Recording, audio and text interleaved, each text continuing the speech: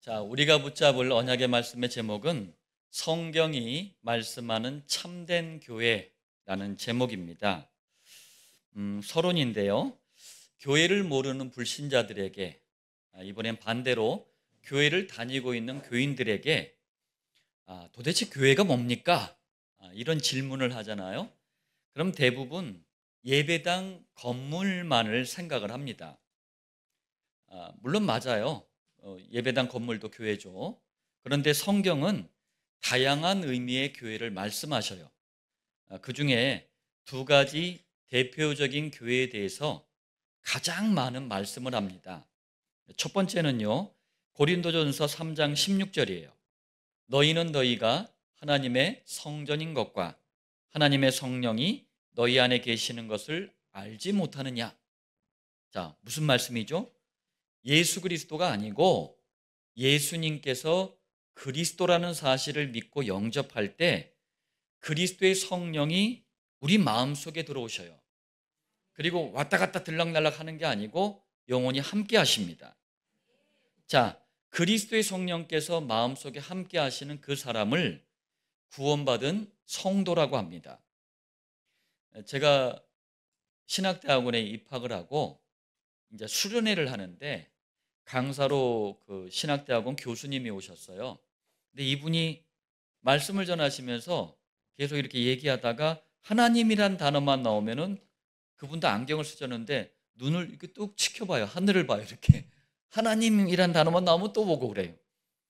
처음에는 왜 저런가 했더니 그분은 하나님이 하늘에만 계시는 거예요. 물론 하늘에도 계시죠. 그렇지만 하나님이 하늘에만 계시면 그분은 불신자인 거예요. 하나님은 우리 마음속에 계셔야 됩니다. 그게 성도예요. 자, 성경이 말씀하는 대표적인 교회의 첫 번째는 그리스도의 성령께서 마음속에 함께 하시는 구원받은 성도 한 사람 한 사람이 바로 교회예요.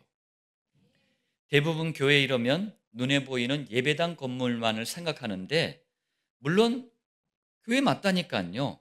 그렇지만 더 중요한 교회는 구원받은 성도 자신이에요. 여러분들이 굉장히 중요한 겁니다. 두 번째, 대표적인 교회 두 번째는 평일날, 그리고 현장에서, 그리고 그리스도를 만나고 누리는 평일 현장 교회가 성경이 말씀하는 대표적인 교회입니다. 이게 무슨 말이냐면요. 초대교회, 그리고 또 안디옥 교회, 자, 이런 교회들이 전도와 선교 헌신을 합니다. 그러면서 복음이 유럽 쪽으로 들어갔어요.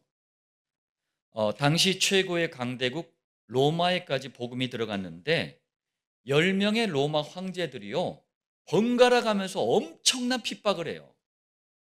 당시에 황제는 신이었거든요. 근데 또 다른 신이 있대네. 열받은 거예요. 막 핍박을 해요. 상상도 못할 핍박을 합니다. 그런데 전도자들에 의해서 로마 교회가 세워져요. 근데 참 안타까운 건 얼마 지나지 않아서 로마 교회 안에, 이 로마 교회 안에 복음이 사라져 버려요. 복음이 사라지면 다른 게 들어오게 돼 있어요.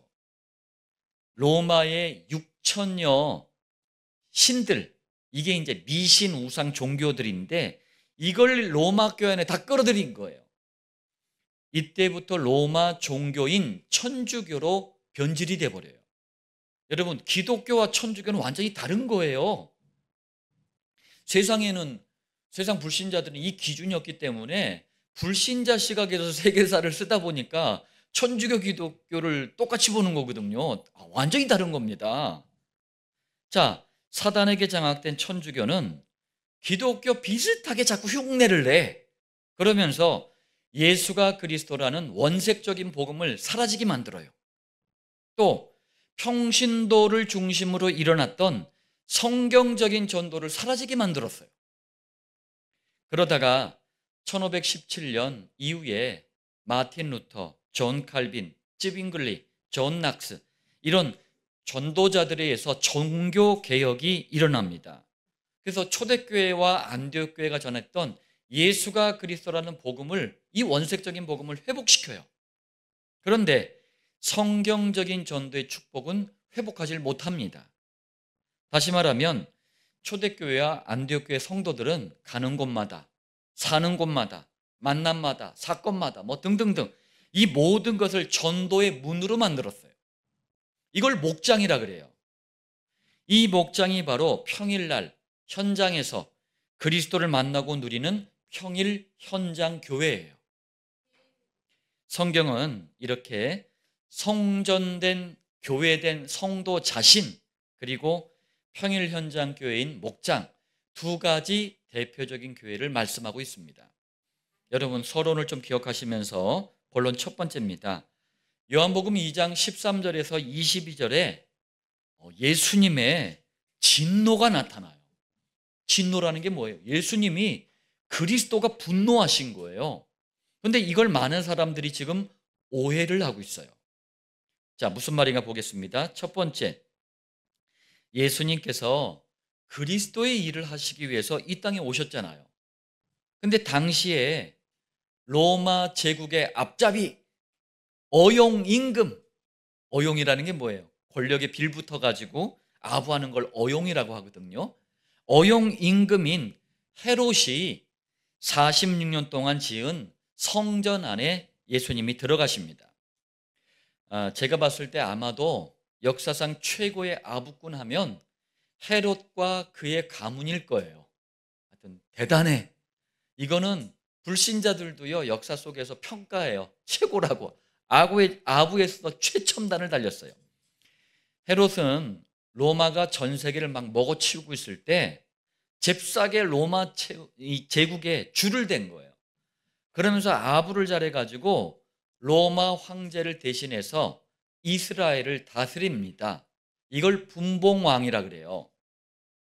그런데 여러분 이스라엘은 베냐민 지파, 유다 지파에서만 왕이 나올 수가 있어요. 이 헤롯은 12지파도 아니에요. 심지어는요 이스라엘과 대대로 원수가 있었잖아요. 그게 에돔 족속이었는데 에돔 족속이란 말이에요. 정통성이 없는 거예요. 그러니까 어용임금 물러나라 하면서 맨날 데모하고 난리가 난 거예요. 이때 머리가 하여튼 좋아, 머리가 잘 돌아가는 헤롯이 아이디어를 딱 낸 거예요. 이스라엘 민족을 딱 보니까 성전 이러면 껍벅 죽고 못 살아. 그러니까 요한복음 2장 20절, 이 성전은 46년 동안의 지역권을, 이스라엘 민족의 관심을 성전으로 돌려놓고 이제 자기한테 이제 데모하지 못하도록 성전한테 돌려놓으려고 일부러 46년 동안 길게 지은 거예요. 뭐예요? 그리스도를 예배하는 목적이 아닌 거예요. 자, 두 번째, 이 헤롯 성전에 예수님이 가신 겁니다. 그런데 성전 안에 딱 들어가 보셨더니 짐승을 팔고 사고 뭐 돈을 바꿔주는 환전을 하고 예배는 아예 관심 받기야, 교회의 본질을 완전히 놓쳐버린 이런 현장을 보신 거예요. 더 어이가 없는 거는요, 복음 들어야 할 이방인들을 위해서, 이 불신자들을 위해서 이방인의 뜰, 이 공간을 성전 안에 따로 특별하게 만들었단 말이에요. 거기에서조차도 뭐 그냥 매매를 하고 환전하고 난리를 죽인 거예요. 전도와 선교마저도 사라져버린 거예요. 그래서 예수님은 채찍을 만들어 가지고 짐승을 내쫓아버린 거예요. 돈을 환전을 하는 이 상을 뒤집어 엎으신 거예요. 요한복음 2장 16절에 그러면서 말씀합니다. 내 아버지의 집으로 장사하는 집을 만들지 말라. 무슨 말씀이에요? 복음과 기도와 전도를 위한 집, 이 교회 성전을 변질시키지 말라라는 거예요. 가수들 불러가지고 음악회 열지 말고 카페교회라는 이름으로 장사하지 말고 심지어는 다단계 하는 그거 하지 말라라는 거예요. 하고 싶으면 교회 간판을 떼고 하면 되잖아요. 세 번째입니다. 이 사건을 오해한 사람들이 만들어낸 예수님을 향한 조롱이 뭐예요? 가지고 논다라는 거예요. 그게 조롱이. 그리고 비난, 그런 말이 있어요. 사람들이 뭐라고 했냐면요, 이래요. 아니 아무리 그래도 그렇지, 응? 예수님은 너무 열을 잘 내시네. 장사 좀 했다고 거룩한 성전에서 혈기를 부리면 됩니까? 이러는 거예요. 혈기가 뭐예요? 막 심하게 뭐 이렇게 막 흥분하는 거잖아요. 그럼 지들은 거룩한 성전에서 왜 사고 팔고 환전하고 난리를 죽여? 앞뒤 말도 안 맞네. 분명히 말합니다. 예수님은 우리와 똑같은 사람으로 이 땅에 오셨지만 그리스도의 일을 하실 수 있는 완전한 사람으로 오셨어요. 다시 말하면 요한복음 2장 24절 친히 모든 사람을 아심이요. 예수님은 우리를 단 한 번도 만난 적이 없어요. 그런데 우리를 아신다는 말씀이에요. 어떻게 이게 가능합니까? 예수님은 전지전능하신, 모든 것을 아시고 모든 것을 하실 수 있는 전지전능하신 여호와 하나님이시기 때문에 그래요. 또 요한복음 2장 25절 그가 친히 사람의 속에 있는 것을 아셨음이니라. 여러분, 함께 사는 부부도 우리 속마음 모르잖아요. 아세요? 네. 몰라요. 자기는 왜 내 마음을 몰라? 모르는 게 당연한 거예요. 어떻게 알아? 그런데 예수님은 아신대요. 왜? 전지전능하신 여호와 하나님이세요. 자, 전지전능하신 여호와, 이 예수님이 단순히 기분 좀 나빠서 혈기나 부리는 그런 분으로 왜곡하고 비난하고 조롱하는 것은 예수님을 향한 모독이에요. 모독이라는 말이 욕되게 하는 거잖아요.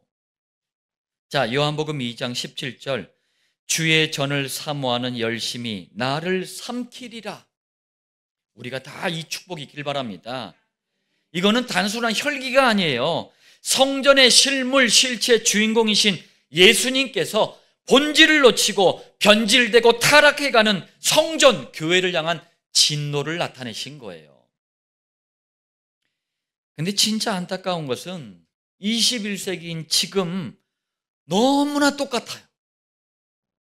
교회는 공회로 여길 만큼 너무나 많고 목사는 발에 밟힌 만큼 너무나 많은데 교회는 본질을 잃어버리고 타락해가고 있어요. 자, 우리 본론 두 번째입니다. 성전 안에서 장사를 하고 돈을 바꾸는 걸 환전이라고 하잖아요. 이것을 하게 된 배경을 알잖아요. 그러면 예수님이 왜 진노를 하셨는지 이해가 됩니다. 예수님은 교회가 본질을 놓칠 때마다 그야말로 탄식하시고 진노를 하셨어요. 첫 번째입니다. 먼저 성전 안에서 장사를 하게 된 배경과 이게 시간이 흐르면서 어떻게 타락이 됐는지 한번 보겠습니다. 당시 성전에서 영적인 부분을 책임지고 법률, 행정 등 모든 것을 결정하는 이스라엘의 최고 의결기관, 의결이라는 게 의논하고 결정하는 거잖아요. 그 기관이 바로 대제사장, 또 제사장들, 서기관들, 장로들로 구성된 71명의 산헤드린 공의회였습니다.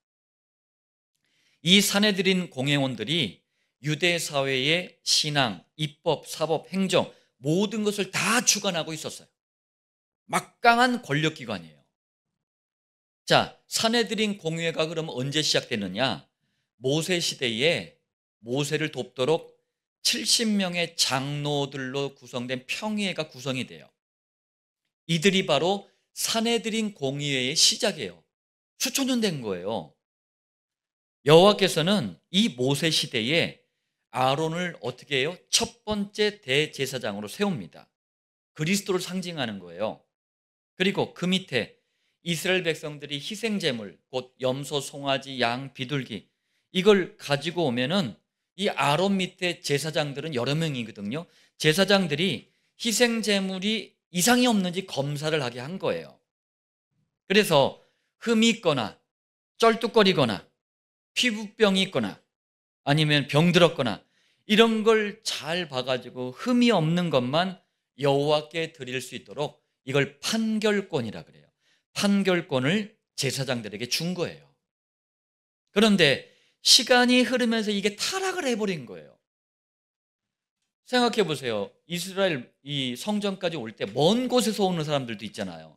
그러면 뭐 염소, 송아지, 양, 비둘기 이렇게 데리고 오면 사람도 피곤하지만 짐승들도 이제 이게 피곤하다 보면은 흠이 생길 수가 있단 말이에요.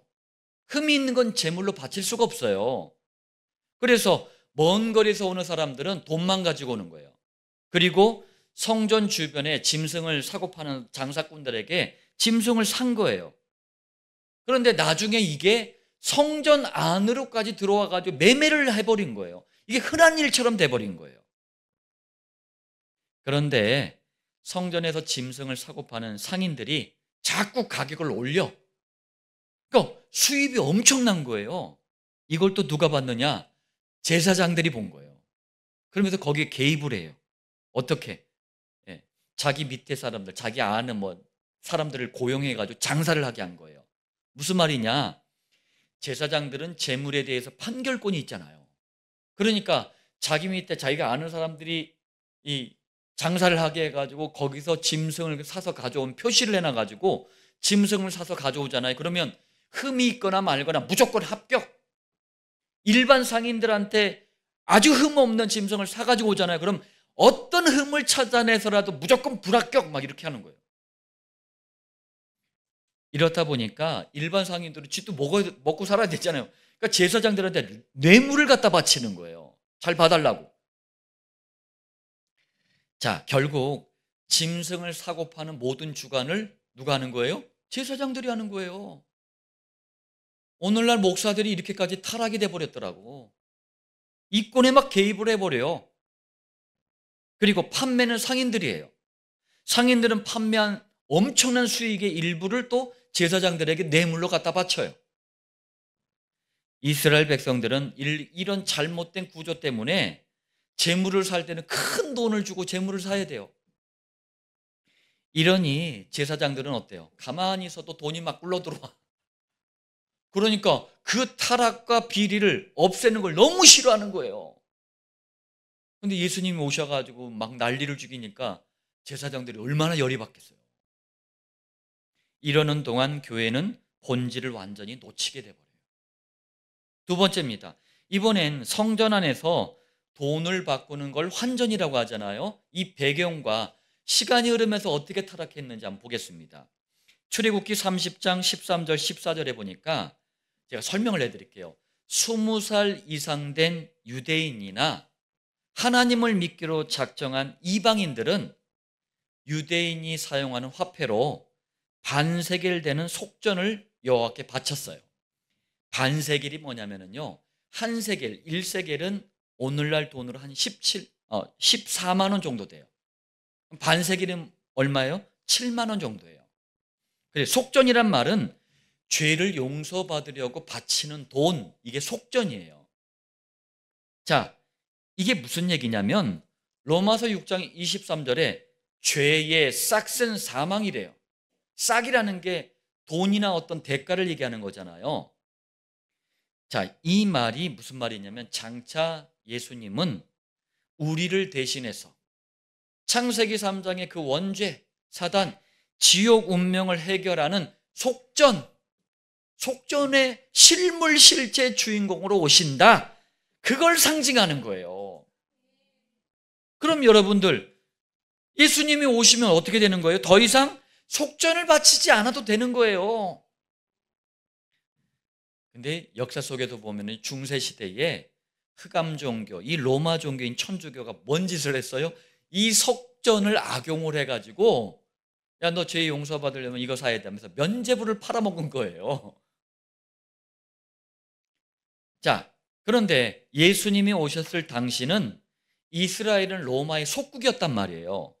그래서 일반적으로 통용되는, 사용되는 화폐가 로마의 이 돈이었단 말이에요. 근데 이 돈에는 로마 황제, 카이사르라고 하잖아요. 카이사르. 영어로는 시저라 그래요.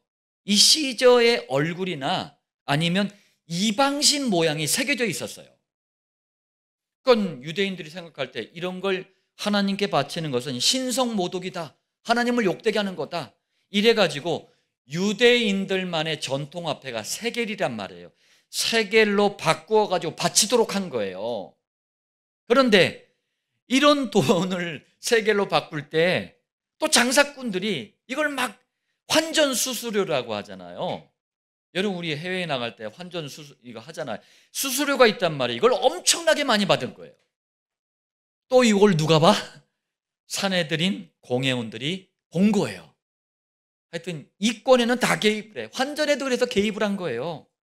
그러니 재물을 통한 수입도 엄청나지, 환전을 통해 뜯어내는 수입도 엄청나지. 정리하면 그리스도를 놓친 이스라엘은 로마의 속국이 됐지만 영적인 지도자들인 이 대제사장, 제사장들, 서기관들, 장로들은 성전 안에서요 이렇게 재물을 매매하고 환전을 통해서 굉장한 수입을 올리면서 부유하게 살았어요. 이런 현장에 교회의 주인이신 예수님이 가신 거예요. 그리고 교회의 본질을 놓친 현장을 향해 탄식과 진노를 쏟아내신 거예요.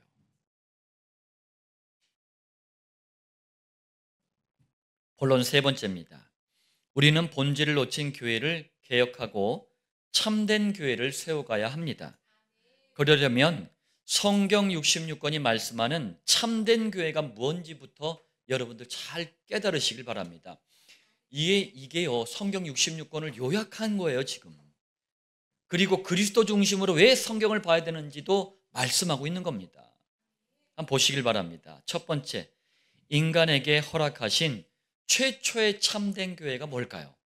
그게 창세기 1장 27절, 28절이에요.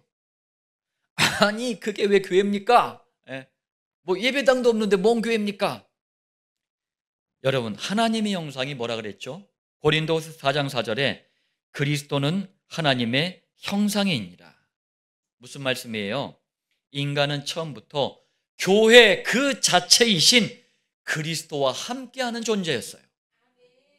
인간은 처음부터 그리스도께, 교회 그 자체이신 그리스도께 예배드리는 존재였어요. 이것이 인간이 가진 신분이었어요. 그리고 이 신분을 가진 인간이 누리는 권세가 1장 28절 생육, 번성, 충만, 정복, 다스림, 이거예요. 정리하면 처음부터 예배당 건물 세워가지고 예배드린 게 아니고 교회의 실물, 실제 주인공이신 그리스도와 함께하는 그 자체가 바로 교회였어요. 이게 최초의 참된 교회예요. 그래서 제 서론에 성도 자신이 교회다, 이 말이 그 말이에요. 그렇다면 교회가 그리스도를 놓치는 것은 타락 중에 타락이요, 변질 중에 변질인 거예요.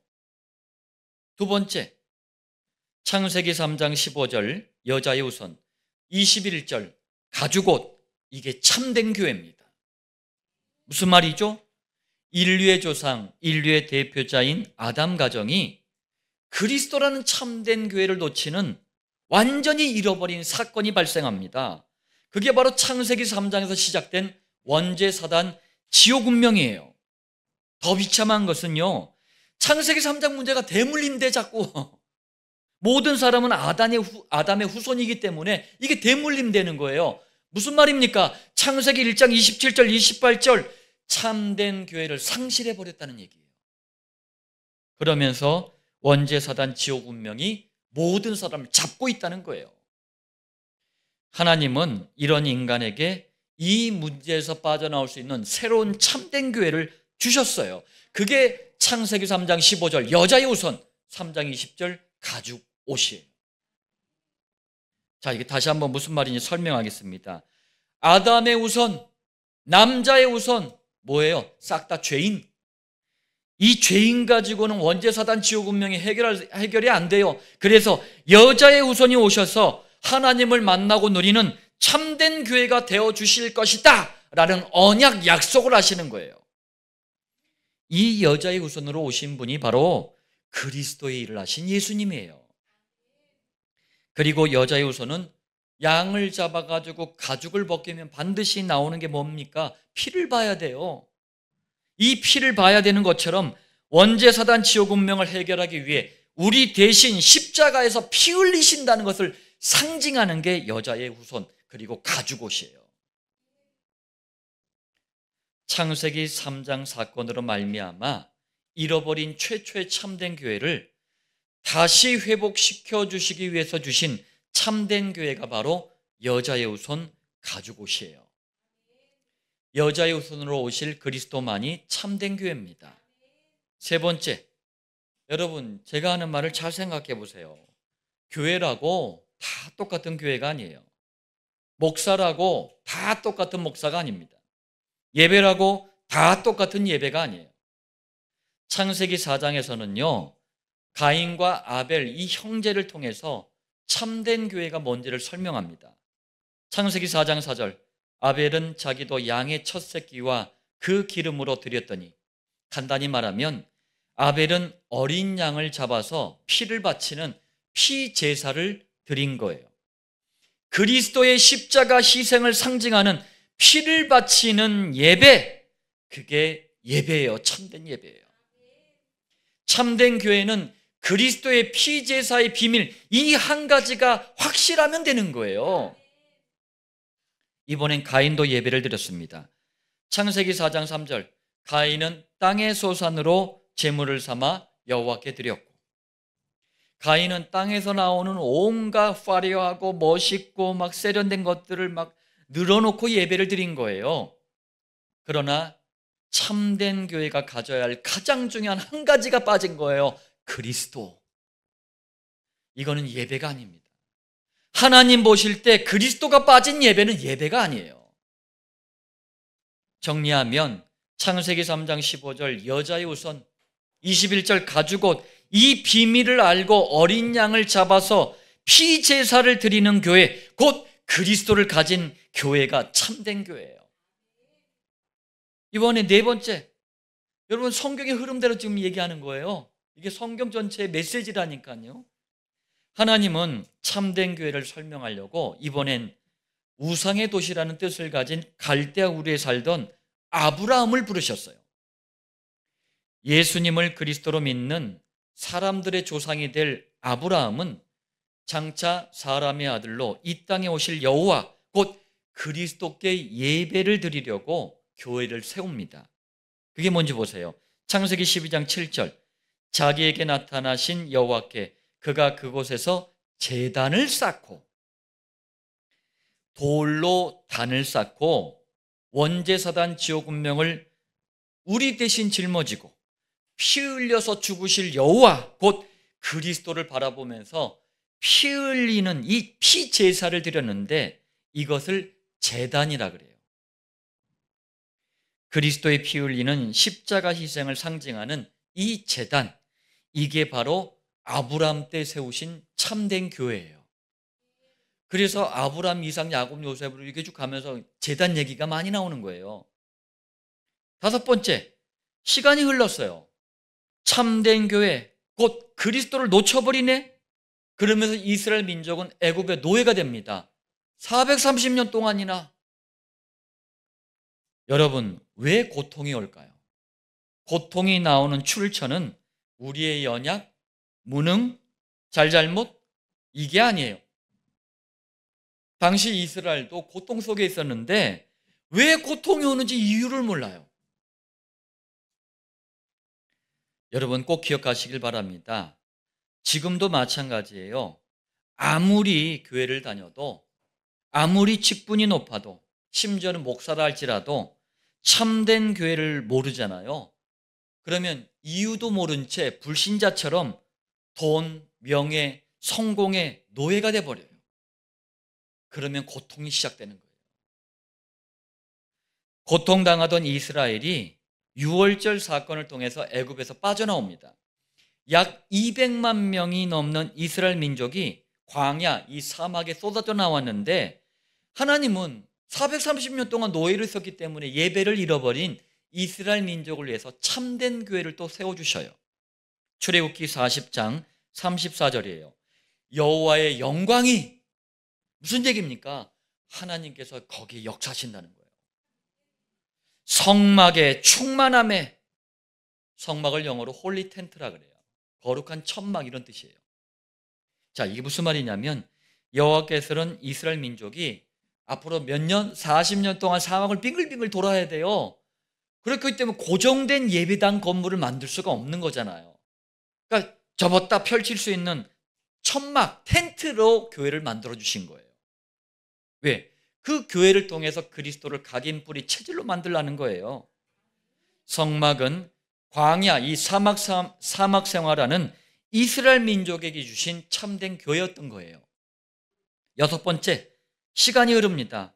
하나님께서는 이번엔 고정된 장소에서, 곧 건물에서 그리스도께 예배를 드릴 수 있도록 성전을 세워주셔요.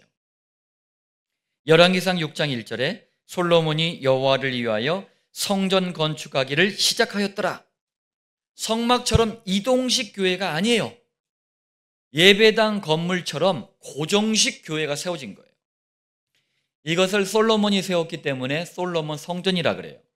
또 첫 번째 성전이기 때문에 제1성전이라 그래요. 그리고 예루살렘에 세웠기 때문에 예루살렘 성전이라 그래요. 일곱 번째, 그런데 교회 건물, 예배당만 붙잡고 참된 교회가 뭔지 또 놓쳐버리네. 오늘날로 똑같아요. 오늘날도 이러니 바벨로 같은 강대국이 막 쳐들어오고 포로로 끌려가고 온갖 고생을 하고 뭐 난리가 난 거예요. 그러다가 70년 만에 이스라엘로 다시 돌아옵니다. 돌아와 보니까 솔로몬 성전이 심각하게 훼손이 돼 버렸어요. 그래서 남유다 19대 왕이 여호야긴이에요. 여호야긴 왕의 손자가 수룹바벨입니다. 수룹바벨을 리더로 세워가지고 성전을 재건합니다. 스가랴서 4장 9절에 수룹바벨의 손이 이 성전의 기초를 놓았은즉 그의 손이 또한 그 일을 마치리라. 수룹바벨 주도로 훼손된 성전이 다시 재건이 돼요. 그래서 수룹바벨 성전이라고 이름을 부르기도 하는 겁니다. 또 같은 자리에 두 번째로 재건을 했기 때문에 제2성전이라고 하는 거예요. 다른 거 아닙니다. 똑같은 건데 이름만 바꾼 거예요. 자, 여덟 번째. 그리고 이제 시간이 또 흘러.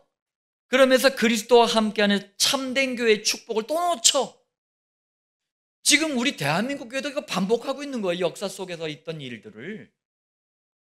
이때 짜잔 하고 헤롯 왕이 등장하는 거예요. 그러면서 유대인의 마음을 이제 얻으려고 수룹바벨 성전을 허물어버리고 더 멋있게, 더 크게, 더 화려하게 성전을 짓는데, 이 성전의 진짜 주인공이신 예수님이 오신 당시에도 성전을 공사하는 중이었어요. 교회의 본질을 놓친 이 성전을 헤롯이 세웠기 때문에 이름만 바꾼 거예요. 헤롯 성전이라고 하는 거예요. 또 같은 자리에 세 번째 지어진 성전이라서 제3성전이라고 하는 거예요. 자, 이때 엉뚱한 성전 건물만 붙잡고 있던 이스라엘은 진짜 성전의 실물 실제 주인공 예수님은 어떻게 했어요? 못 박아버렸어요. 십자가에. 요한복음 2장 21절, 예수는 성전된 자기 육체를 가리켜 말씀하신 것이다. 여러분, 성전 교회는 그리스도의 육체, 몸을 얘기하는 거예요. 다시 말하면 성전의 실물 실체 주인공이신 예수님이 바로 성전 그 자체라니까요. 아무리 화려하게 줘도, 아무리 멋있게 줘도 물론 좋죠. 그리스도가 빠지면 그 교회가 아닌 거예요. 그리고 얼마 후에 AD 70년 로마 장군 디도, 세계사에는 디투스라고 돼 있어요.